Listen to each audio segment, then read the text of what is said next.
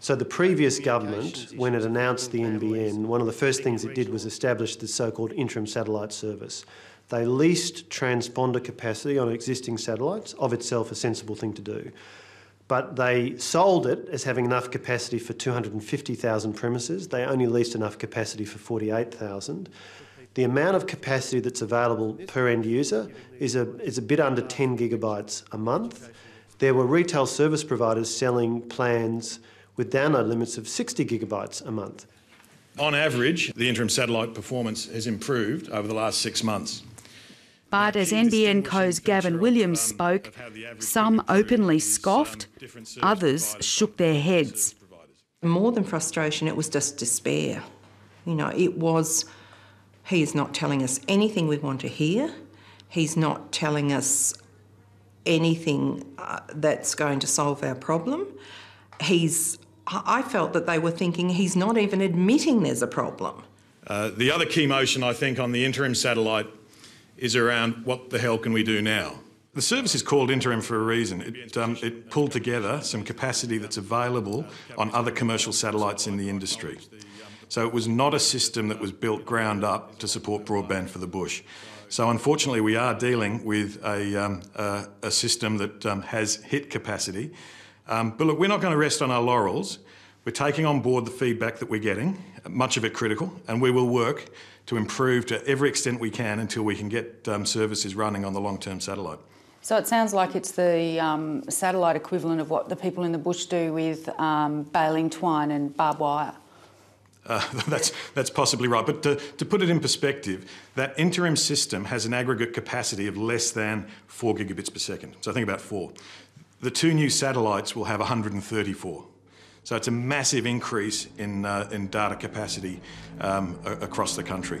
10, 9, 8, 7, 6, 5, 4, 3, 2, 1, top. Allumage VULCAIN. Allumage de CAP, décollage. The oversold, overloaded service will be replaced by NBN co's new long-term satellite service. Sky Muster, the first of 2 new satellites, launched this week.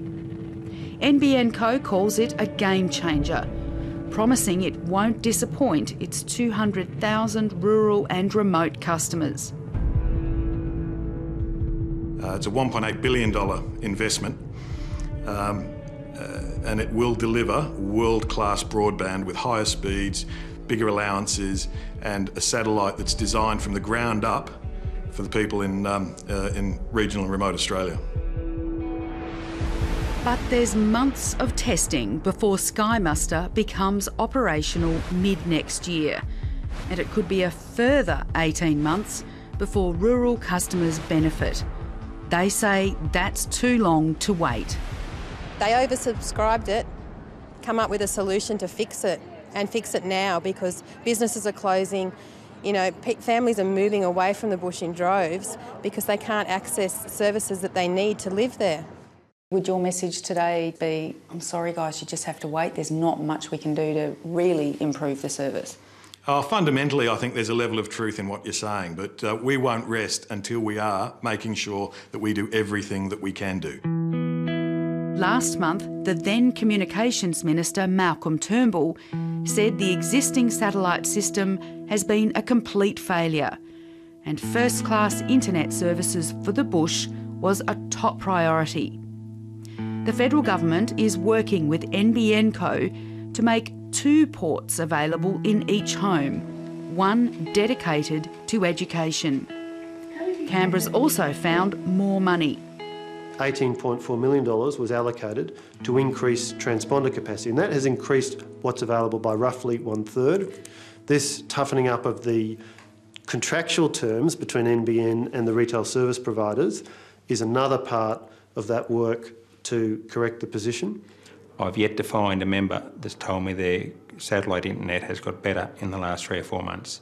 Now, if they're limiting the download capacities, they're limiting all this, why are we still getting worse?